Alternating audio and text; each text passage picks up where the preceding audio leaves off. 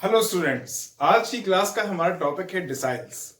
आज हम देखेंगे कि किस प्रकार से डिसाइल्स को सॉल्व करते हैं, किन फॉर्मूलाज का यूज करके हम डिसाइल्स को सॉल्व कर पाएंगे। तो आज हम बात करेंगे ऐसे फॉर्मूलाज की जिसमें हम एक कंपैरिजन टेबल बनाएंगे और इस कंपैरिजन टेबल के थ्रू हम ये समझेंगे कि आखिर क्वार्टाइल और डिसाइल्स के फॉर्मूलाज में क्या डिफरेंस है। इसके साथ ही हम कंपैरिजन करेंगे मीडियन का, जिसमें हमें समझ आएगा कि किस प्रकार से मीडियन, क्वार्टाइल और डिसाइल तीनों देखने में सिमिलर हैं, इनकी वर्किंग भी सिमिलर होती है, बस डिफरेंस कहाँ आता है। और इससे आपको समझ आएगा कि तीनों को फाइंड आउट करते समय किन बातों का आपको ध्यान रखना है। तो चलिए हम शुरू करते हैं आज की क्लास। सो स्टूडेंट्स, यहाँ पर मैंने आपकी सहूलियत के लिए 3 कंपैरिजन टेबल्स बनाई हुई हैं और इन टेबल्स की हेल्प से हम यहाँ ये जानेंगे कि आखिर मीडियन, क्वार्टाइल और डिसाइल्स इनमें क्या सिमिलरिटी है और क्या डिफरेंसेस हैं, जिसके कारण से बहुत सारे बच्चों को ऐसा लगता है कि इन्हें फाइंड आउट करना या इन्हें सॉल्व करना थोड़ा सा कठिन होता है, जबकि ये बहुत इजी कॉन्सेप्ट है। बस हमें ये समझना है कि हमें कहां पर क्या फाइंड आउट करना है। तो देखिए, सबसे पहले जब हम मीडियन निकालते हैं तो हमारे मीडियन का फॉर्मूला होता है m इज इक्वल टू, ये अभी हम बात कर रहे हैं इंडिविजुअल सीरीज की। तो यहां जब भी आप इंडिविजुअल सीरीज में जब क्वेश्चन को सॉल्व करते हैं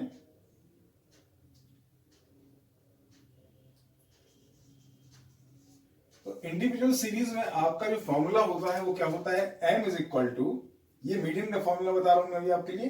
तो यहां फॉर्मूला होता है m is equal to n plus 1 divide by 2 ph item. ठीक है। अच्छा, जब हम क्वार्टाइल फाइंड आउट करते हैं तो क्वार्टाइल में हमारा फॉर्मूला होता है Q1 के लिए n plus 1 divide by 4 ph item. ये तब होगा जब क्वार्टाइल आप Q1 निकाल रहे हो या लोअर क्वार्टाइल निकाल रहे हो।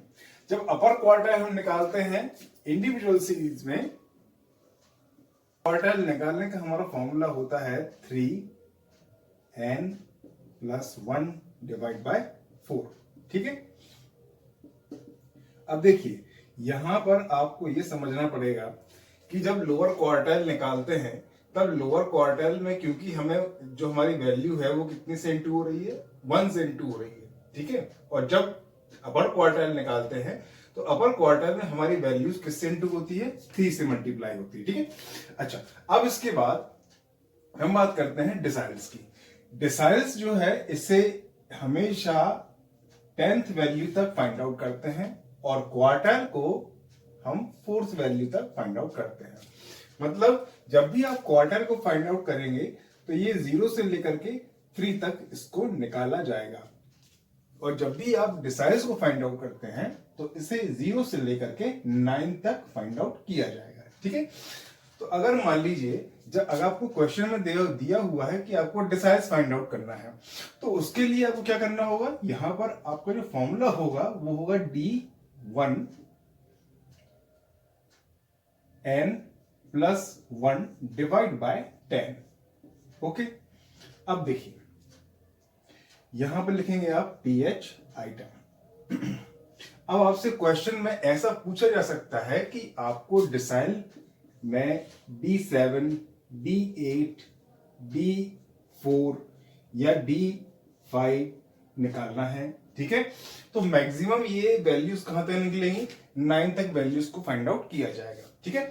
तो यहां पर आपको ध्यान रखना है कि आपका फॉर्मूला इंडिविजुअल सीरीज में हमेशा यही रहेगा, सिर्फ आपको डिवाइड करने वाली जो वैल्यू है उसको बस क्या कर देना है, चेंज कर देना है। तो क्वार्टाइल में यहां आपने डिवाइड किया था 4 से और डिसाइल में डिवाइड करेंगे हम इसको 10 से। ठीक है। अब देखिए, अब आपका जो फॉर्मूला होगा, जिससे मान लीजिए क्वेश्चन में आपसे बोला गया है कि आपको D7 निकालना है। ठीक है।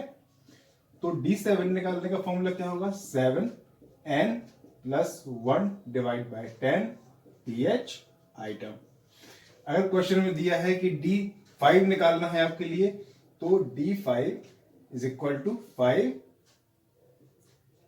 Plus 1 divided by 10 ph item.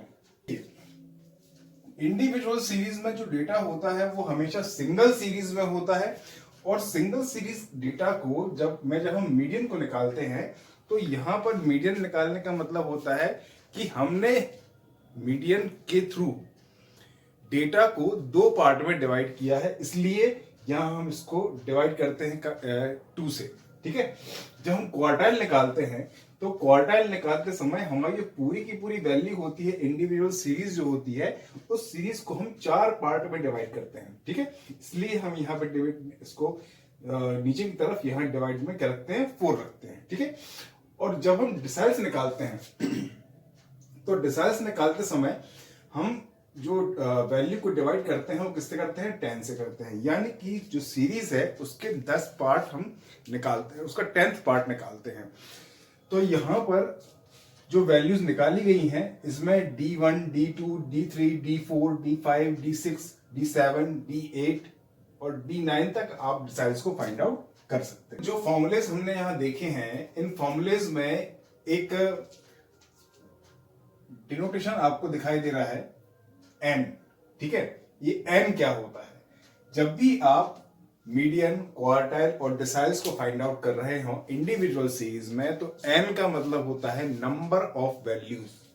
आप इसे नोट कर लीजिएगा, देखिए n is equal to number of values. जितनी भी वैल्यूज आपको इंडिविजुअल सीरीज में दी होंगी उन सबका के नंबर्स यहां पर आपको नोट करना, सबके नंबर नोट नहीं करना है। मान लीजिए कि आपको क्वेश्चन दिया हुआ है 2, 4, 6, 8 और 10, तो टोटल नंबर ऑफ वैल्यूज कितनी है, संख्या कितनी है, 5। ठीक है, तो यहां पर n का मतलब क्या होगा, 5।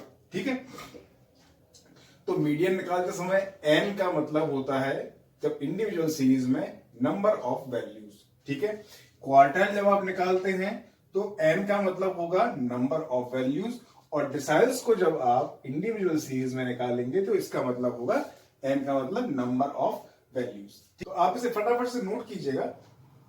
इसके बाद हम देखने वाले हैं कि किस प्रकार से हम डिसाइल्स को डिस्क्रीट सीरीज में निकालेंगे। अब हम यहां से इंडिविजुअल का नाम हटाते हैं और यहां लिखते हैं डिस्क्रीट। ठीक है, डिस्क्रीट सीरीज में जब आप मीडियन निकाल रहे हो या क्वार्टाइल निकाल रहे हो या डिसाइल्स निकाल रहे हो, इन तीनों कंडीशंस में आपको एक बात याद रखनी है, फॉर्मूला आपका एज इट इज रहेगा जैसा आपको यहां पर लिखा हुआ दिखाई दे रहा है, कोई भी चेंजेस यहां पर नहीं है। सिर्फ एक जो मेजर चेंज है वो क्या है, वो ये है कि अभी तक इंडिविजुअल सीरीज में हम ये मानते थे कि n का मतलब है नंबर ऑफ वैल्यूज, और यहां पर आपको क्या मान के चलना है, n इज इक्वल टू होगा यहां पर टोटल ऑफ फ्रीक्वेंसी, या हम ये भी कह सकते हैं कि last value of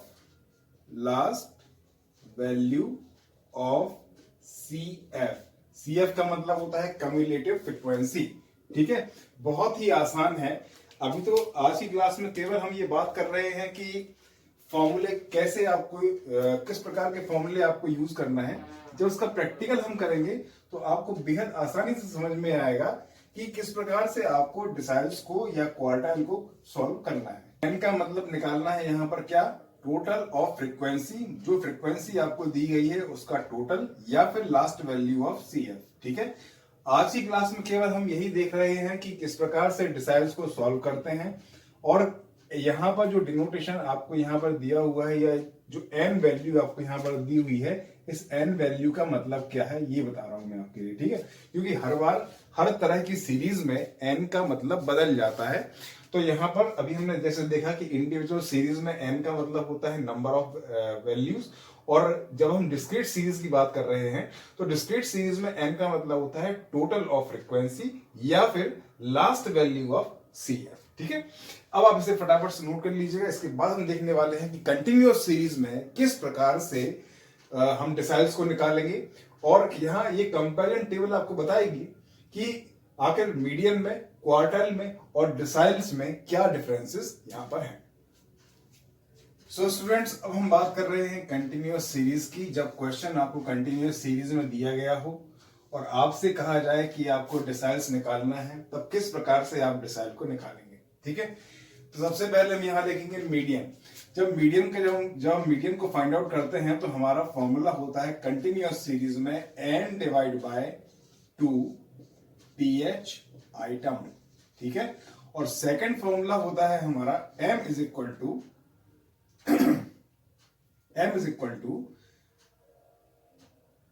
L1 plus m minus c upon f into I.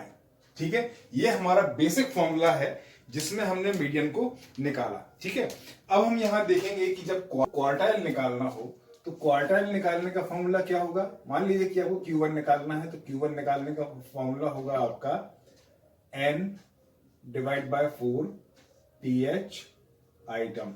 ठीक है, और जो सेकंड फॉर्मूला होगा आपका Q1 निकालने का वो क्या होगा, L1 plus Q1 minus C upon F into I. ठीक है, अगर मान लीजिए कि आपसे कहा जा रहा है कि अपर क्वार्टाइल भी आपको निकालना है, अपर क्वार्टाइल निकालने का फॉर्मूला होगा Q3 is equal to 3n divide by 4 ph item.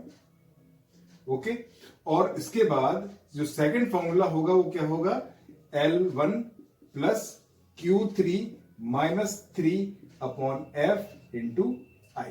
ठीक है, तो ये तो हुआ मीडियन और क्वार्टाइल का फॉर्मूला है। इसमें आप अंतर देख पा रहे होंगे कि लगभग यहां पर सिर्फ एक ही चीज का अंतर है, और वो ये है कि यहां पर जो वैल्यू को हमने डिवाइड किया है वो कैसे डिवाइड किया है, 2 से डिवाइड किया है। ठीक है, अब हम बात करते हैं डिसाइल्स की।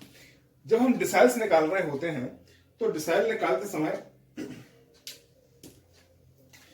हमारा जो फॉर्मूला होता है वो कुछ इस प्रकार से हो जाता है कि मान लीजिए कि क्वेश्चन में आपको ऐसा दिया हुआ है कि आपको D2 निकालना है। ठीक है, D2 मतलब डिसाइल्स का सेकंड पार्ट, मतलब D सेकंड निकाला है, दूसरा दशमक आपको निकालना है। तो कैसे निकालेंगे, तो देखिए फॉर्मूला होगा यहां पर 2n डिवाइड बाय 10 और यहां लिखेंगे आप ph आइटम।